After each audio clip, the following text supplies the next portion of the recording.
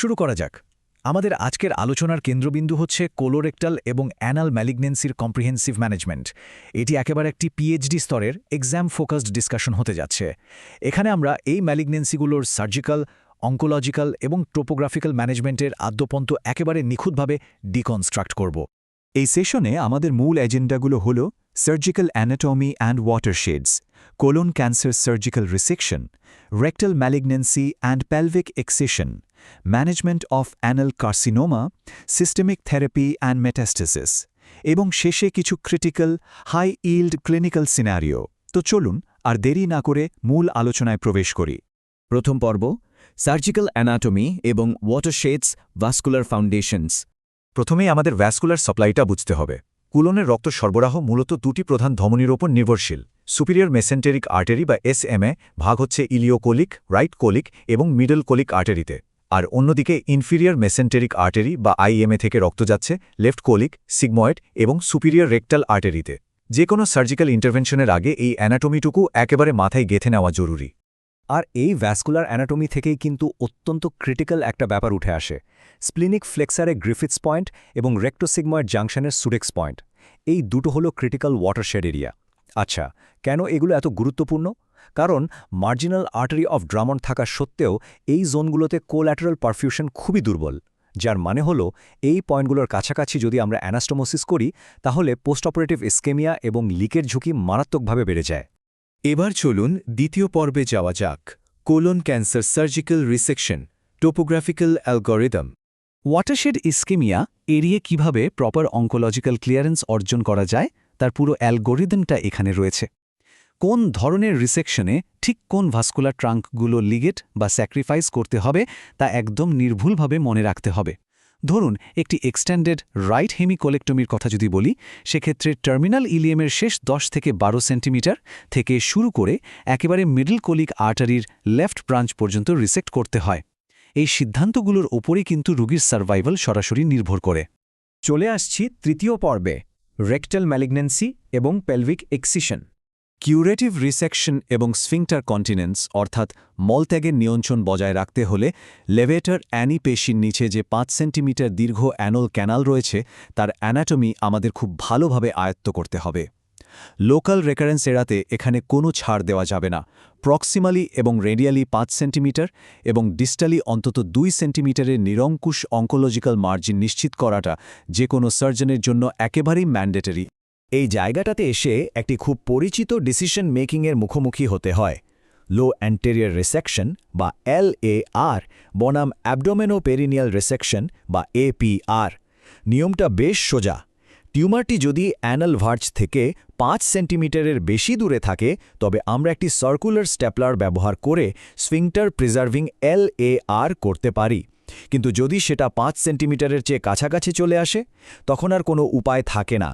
Permanent and colostomy সহ APR করাটা অপরিহার্য হয়ে দাঁড়ায়। এবার একটু খেয়াল করুন, রিচার্ড হিল্ডের নীতি অনুযায়ী সম্পূর্ণ মেসোরেক্টাল এক্সিশন বা TME নিশ্চিত করতে হলে এই যে সুনির্দিষ্ট অ্যাভাস্কুলার বা রক্তনালীবিহীন হোলি প্লেন এর ভেতর দিয়ে ডিসেকশন করাটা LAR এবং APR উভয় ক্ষেত্রেই সার্বজনীনভাবে বাধ্যতামূলক। এই প্লেনটাকে অনেকেই বিটুইন উইন্ড অ্যান্ড ওয়াটার বলে থাকেন। তবে হ্যাঁ, নির্বাচিত কিছু আর্লি স্টেজ মানে T1 বা T2 টিউমারের ক্ষেত্রে আমরা TTME বা ট্রান্স অ্যানাল টোটাল মেসোরেক্টাল এক্সিশন অ্যাপ্রোচও ব্যবহার করতে পারি। এই হোলি প্লেন থেকে সামান্য একটু বিচ্যুত হলেই কিন্তু ভয়াবহ সব নার্ভ ইনজুরি হতে পারে। যেমন ধরুন হাই IMA লাইগেশন করলে স্যাক্রাল প্রমন্টরিতে থাকা L1 থেকে L3 সিম্প্যাথেটিক ফাইবার ড্যামেজ হতে পারে, যার সরাসরি ফলাফল হল রেট্রোগ্রেড ইজ্যাকুলেশন। আবার যদি ল্যাটারাল বা অ্যান্টেরিয়র ডিসেকশনে ভুল হয় তাহলে নার্ভি এরিজেন্টাস এবং পেরিব্রনস্ট্যাটিক প্লেক্সাস ক্ষতিগ্রস্ত হয়। ফলস্বরূপ ইরেকটাইল ডিসফাংশন এবং অ্যাটোনিক ব্ল্যাডারের মতো চরম লাইফ অল্টারিং কমপ্লিকেশন দেখা দেয়। এবার একটু ইমার্জেন্সি সিচুয়েশন নিয়ে কথা বলা যাক।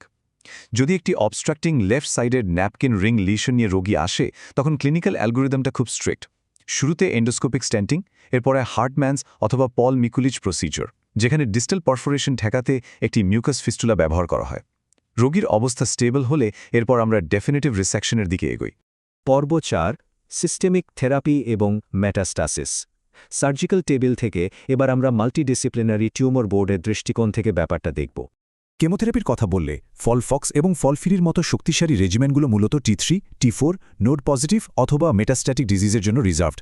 অন্যদিকে রেডিওথেরাপি, সেটা শর্ট কোর্স, লং কোর্স বা ইন্ট্রাক্যাভিটারি প্যাপিলন কৌশল যাই হোক না কেন, এটি টিউমার ডাউনস্টেজ করার জন্য কঠোরভাবে শুধুমাত্র রেকটাল ক্যান্সারের ক্ষেত্রেই ব্যবহৃত হয়।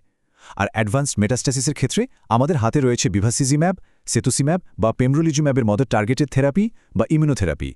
12 এই সংখ্যাটা অঙ্কোলজিতে একটি পরম সত্যের মতো। যে কোনো কোলোরেক্টাল সার্জারিতে পর্যাপ্ত অঙ্কোলজিক্যাল স্টেজিং এবং অ্যাডিকুয়েট ক্লিয়ারেন্স নিশ্চিত করার জন্য ন্যূনতম 12টি লিম্ফ নোড হারভেস্ট করাটা একেবারেই বাধ্যতামূলক। এর নিচে নামার কোনো সুযোগ নেই। একইভাবে আরেকটি গুরুত্বপূর্ণ সংখ্যা হল 25%। সিঙ্ক্রোনাস এবং মেটাক্রোনাস লিভার মেটাস্টাসিসের ক্ষেত্রে লিভারের লেশনগুলো রিসেক্ট করা যাবে কি যাবে না সেটা এখন আর কেবল টিউমারের সংখ্যার উপর নির্ভর করে না, বরং দেখতে হয় রোগীর ফিউচার লিভার র্যামিনেন্ট বা FLR 25%-এর বেশি থাকছে কি না। এটাই এখন প্রধান নির্ধারক। আলোচনা এগিয়ে নিচ্ছি আমাদের পঞ্চম পর্বে, অ্যানাল কার্সিনোমার ব্যবস্থাপনা। মনে রাখতে হবে, রেকটাল অ্যাডিনোকার্সিনোমা আর অ্যানাল ক্যান্সার কিন্তু এক জিনিস নয়। অ্যানাল ক্যান্সার মূলত স্কোয়ামাস সেল কার্সিনোমা, যার সাথে HPV এবং HIV এর স্ট্রং কানেকশন রয়েছে। বায়োপসি, MRI বা পেট সিটি দিয়ে ডায়াগনোসিস করার পর এর প্রাইমারি ট্রিটমেন্ট কিন্তু কোনো সার্জারি নয়, বরং নিগ্রো রেজিমেন। এটি মূলত 5-ফ্লুরোইউরাসিল, মাইটোমাইসিন সি এবং কনকারেন্ট রেডিওথেরাপির একটি অত্যন্ত সুনির্দিষ্ট কম্বিনেশন। নিগ্রো রেজিমেন্ট প্রয়োগের পর যদি কমপ্লিট রেসপন্স পাওয়া যায়, অর্থাৎ টিউমার পুরোপুরি বিলুপ্ত হয়, তবে রোগীকে শুধু ক্লোজ অবজারভেশনে রাখতে হয়। কিন্তু যদি সামান্যতম রেসিডুয়াল বা রিকারেন্ট ডিজিজ থাকে, সেক্ষেত্রে কোনো কালক্ষেপণ না করে সোজা একটি অ্যাবডোমিনোপেরিনিয়াল রিসেকশন বা APR পারফর্ম করাটা ম্যান্ডেটরি। এবার আমরা চলে এসেছি আমাদের শেষ পর্বে, হাই ইল্ড, ক্লিনিক্যাল সিনারিও এবং র্যাপিড রিভিশন। বোর্ডে বা রিয়েল লাইফে কিছু স্পেসিফিক প্যাটার্ন চেনাটা খুব জরুরি।